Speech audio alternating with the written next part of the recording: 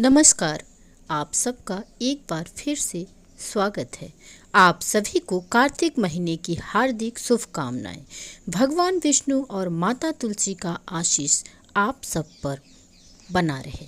आपका घर धन धान्य से परिपूर्ण हो। आप सदा सौभाग्यवती रहें। आज हम कार्तिक माह के चौथे दिन की कथा का श्रवण करेंगे। चतुर्थ अध्याय। नारद जी बोले, हे राजन, देवताओं की प्रार्थना पर भगवान विष्णु ने मत्स्य अवतार धारण किया।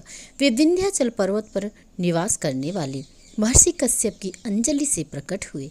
छोटी सी मछली पर दया करके महर्षि ने उसे अपने कमंडल में रख लिया, किंतु भगवान रूपी मत्स्य ने जब सैन्य अपना रूप बढ़ाया तो ऋषि ने उस मछली को कुएं में डाला। कुएं में न समा सकने के कारण तालाब में डाला, और जब वह तालाब में भी न समा सकी तो अंत में उसे ले जाकर सागर में डाल दिया।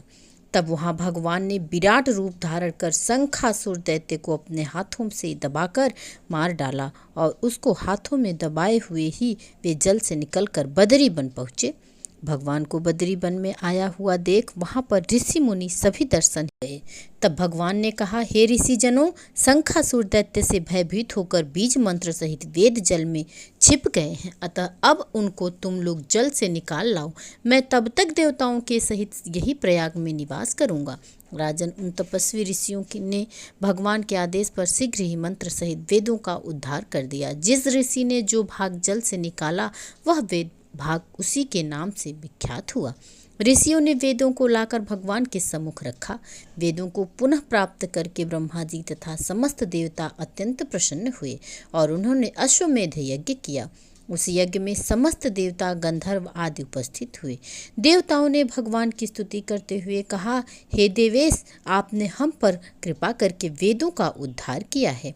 हमने नष्ट हुए वेदों को पुनः पाया और पुनः यज्ञ फलों को प्राप्त किया है। आप हम पर प्रसन्न होकर हमें यह वर दें कि यह स्थान जहाँ हमने वेदों को पुनः प्राप्त किया है और यह महीना जिसमें वेदों का उद्धार हुआ है महान पुण्यशाली हो।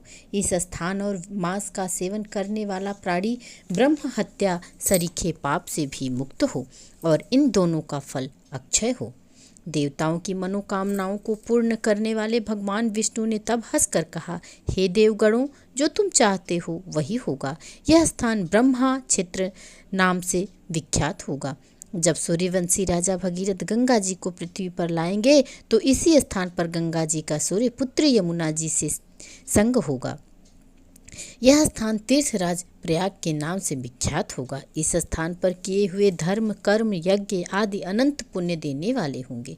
जन्म जन्मांतरों में किए हुए पाप भी इस स्थान के दर्शन मात्र से नष्ट होंगे। जो प्राणी इस स्थान पर शरीर को त्यागेंगे वे निश्चय ही मेरे को प्राप्त होंगे।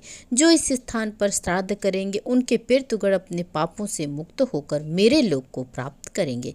माघ मास की मकर संक्रांति को यहाँ संगम के जल में स्नान करने वाला प्राणी अपने समस्त पापों को नष्ट कर मेरे लोक को प्राप्त करेगा।